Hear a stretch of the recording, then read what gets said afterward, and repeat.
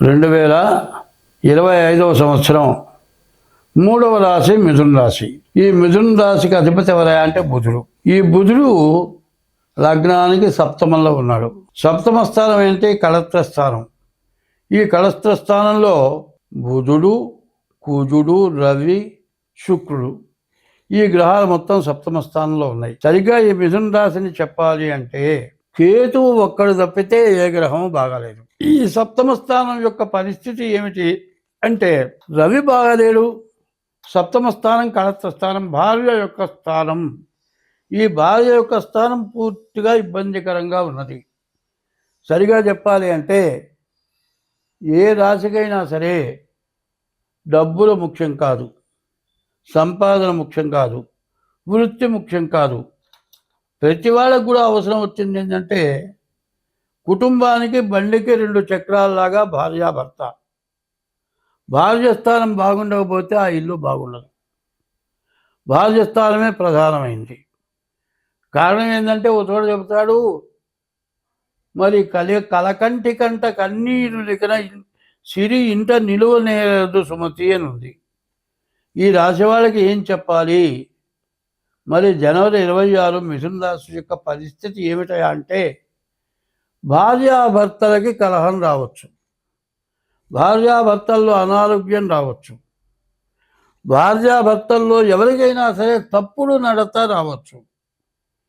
ఏ రకమైన విషయంలోనైనా సరే కుటుంబ కలహాలు, కుటుంబంలో విపరీతమైన సమస్యలు, బండికి 2 చక్రాల్లో ఒక చక్రం లేకపోతే బండి ఏ పరిస్థితో ఈ మిథున రాశి కుటుంబ పరిస్థితి అట్లా కనపడుతుంది. ఇట్లా అంటున్నా అనుకోవద్దు. ఇప్పుడు ప్రతి చోట జరుగుతోంది ఏమిటంటే మగవాడికి స్త్రీ వ్యామోహం, ఆడ మనిషికి పురుష వ్యామోహం. ఈ వ్యామోహం ఎక్కువైపోయి భార్యాభర్తలు సరైనటువంటి నడత లేక దేశం సర్వనాశనం అయిపోతుంది. ఇప్పుడు ఆడపిల్లలు కానీ మగపిల్లలు కానీ ఇక పెళ్ళి మాకు వద్దు అనే పరిస్థితి వచ్చింది. అంటే 100కి 90 మంది ఇప్పటి వయసులో వాళ్ళు చెబుతున్నారు. మా వయసు వాళ్ళ సంగతి కాదు నేను చెబుతోంది. కుటుంబం, భార్యాభర్త, కుటుంబ వ్యవస్థ దెబ్బతింటోంది. కాబట్టి ఈ మిథున రాశిలో 4 గ్రహాలు సప్తమ స్థానంలో ఉన్నాయి. రవి బుధులు బాగాలేరు, కుజుడు బాగాలేడు, శుక్రుడు బాగాలేడు. మరి ఈ 4 గ్రహాలు కూడా కళత్ర స్థానంలో ఉండటం బాగా ఇబ్బందికరంగా ఉంది. ఎక్కడ ఎవరు తప్పటడుగు వేసినా జీవితం మొత్తం భ్రష్టు పట్టిపోతుంది. మీ ఇద్దరి జీవితం కాదు, ధర్మశాస్త్రం వచ్చి చెప్పింది. ఏం చెప్పారంటే భార్యాభర్తగా తగాదా వచ్చిందట. ఎవరికి వాళ్ళు విడిపోదాం అనుకున్నారు. విడిపోదాం అనుకుంటే ఇప్పటి రకం స్వభావం గల దుర్మార్గులు ఏమన్నారంటే ఈ పిల్లలు అడ్డం వచ్చారని వాళ్ళు తీసుకుంటే బావిలో పారేసేస్తారు. వీళ్ళు వచ్చే ఎందుకంటే మొగుడు వెళ్ళిపోతే పెళ్ళానికి పిల్లలు తగులుకుంటారు. మరి మొగుడు వెళ్ళిపోవాలంటే పెళ్ళానికి డబ్బు మరి ఏదో ఇవ్వాలి బతకటానికి. మరి పెళ్ళాన్ని వెళ్ళటానికి వాడికి ఇబ్బంది అయింది. ఈ భార్య ఈ పిల్లలు లేకపోతే కానీ తన ఇంకో దారి చూసుకుంటానికి అవకాశం లేదు. ఇద్దరు కలిసి తీసుకుని బావిలో బారేశారు, చెరువు దారి దొక్కారు. ఇది ఎంత పాపం! ఇవాళ అనాథ శరణాలయాల్లో పిల్లలు బతుకుతున్నారు. మరి గర్భవతులై చెత్త కుప్పల్లో పిల్లల్ని బారేస్తున్నారు. ఇవన్నీ చేస్తున్నటువంటి చెడు. ఈ చెడు వల్ల చివరికి ఏమవుతోంది? వివాహ వ్యవస్థ దెబ్బతింటోంది. దీనికి రావాలి అంటే పద్ధతి ఏంటంటే మాకు కూడా తగాదాలు లేకుండా ఎవరు లేవు. నాకు 80 ఏళ్ళు వచ్చినాయి. భార్యాభర్తల కలహాలు వచ్చినంత మాత్రం చేత విడిపోలే. సమస్యలు వచ్చినప్పుడు ఒకళ్ళ దగ్గర సమస్య వచ్చినప్పుడు 2 వాళ్ళు సర్దుకున్నారు. ఇట్లా సర్దుకుంటేనే మీ జీవితాలు బాగుపడతాయి. మిథున రాశి పూర్తిగా క్రిటికల్గా ఉంది. ఒక్క కేతువు తప్పితే ఏ గ్రహాలు బాగాలేవు. పైన ఇంకోటి ఏమిటా అంటే షష్టగ్రహ కూటమి. ఈ 26వ సంవత్సరం 6 పాపగ్రహాల యొక్క చెడు. ఈ 6 కూడా దుష్టులు అంటారు. 6 కలిస్తే చెడు ఎక్కువ అవుతుందిట. అందులో షడ్గ్రహ కూటమి జరిగింది. కాబట్టి ఈ రాశి వారికి భార్యాభర్తలకు ప్రతికూల వచ్చింది అంటే ఇక మళ్ళీ కలవలేరు. అట్లా లేకుండా ఉండాలి, మీరు బాగుండాలి అనే ఉద్దేశంతో నేను చెప్పేది. భార్యాభర్తల్ని అందరూ చెడుగా ప్రవర్తిస్తున్నారు, అందరూ ఇట్లా అయిపోతున్నారని నేను విమర్శ కాదు చేస్తోంది. ఇప్పుడు ఏ సమస్య వచ్చినా ఒకళ్ళు నిరోధిస్తే రెండో వాళ్ళు సర్దుకోండి. ధర్మం ఏమిటంటే పెళ్ళయ్యేంత వరకు ఆడ మనిషి తలకాయ ఉంచుకొని ఉంటుంది, పెళ్ళయిన తర్వాత ఆడ మనిషి తలకాయ ఎత్తుతుంది.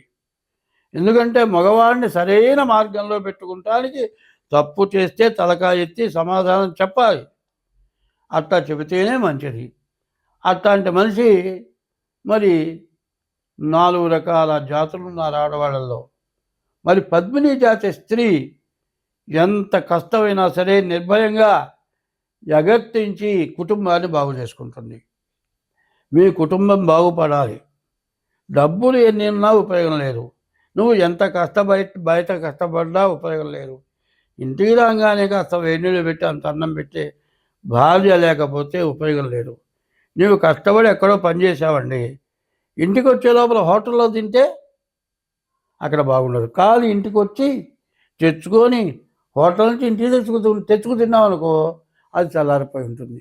అదే నీ భార్య ఉంటే నీకు వేడిగా అన్నం పెడుతుంది, నేను జాగ్రత్తగా చూస్తుంది. కాబట్టి వివాహ వ్యవస్థకి బాగా ఇబ్బందికరంగా కనబడుతోంది మిథున్ రాశి. ఈ మిథున్ రాశి వాళ్ళు ఎంతో జాగ్రత్తగా ఉండాలి. ఈ రాశి వరకే చెబుతున్నాను. రాశి 25 వంతులే.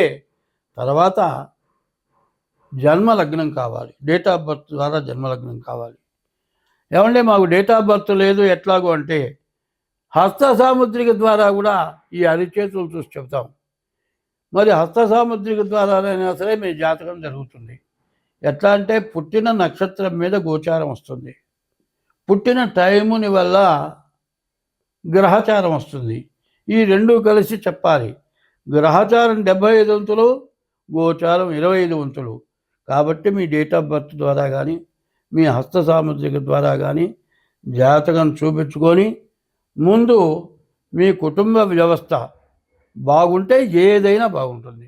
ఉద్యోగం కావచ్చు, విద్య కావచ్చు, వ్యాపారం కావచ్చు, ఏదైనా సరే బతుకుదెరువు మార్గం కావాలి అంటే భార్యాభర్తల అనుకూలతగా ఉండాలి. కాబట్టి ఈ రాశి వాళ్ళు ముఖ్యంగా డేట్ ఆఫ్ బర్త్ ద్వారా జాతకం చూపించుకొని మీరిద్దరు కూడా ఆడ కానీ మగ కానీ ఈ మిథున రాశి వాళ్ళు దీన్ని గుర్తుపెట్టుకొని రెండో వాళ్ళు తొందరపడ్డా ఒకళ్ళు తగ్గి ఉండి దాన్ని జాగ్రత్తగా 1కి 10 సార్లు చెబితే మంచి జరుగుతుంది. ఒకసారి చెడుగా చెప్పారు చీ అంటే పోయేది కాదు, 10 సార్లు చెప్పుకోవాలి. జాగ్రత్తగా చేసుకోండి, మీకు అన్ని విధాలా బాగుంటుంది. స్వస్తి.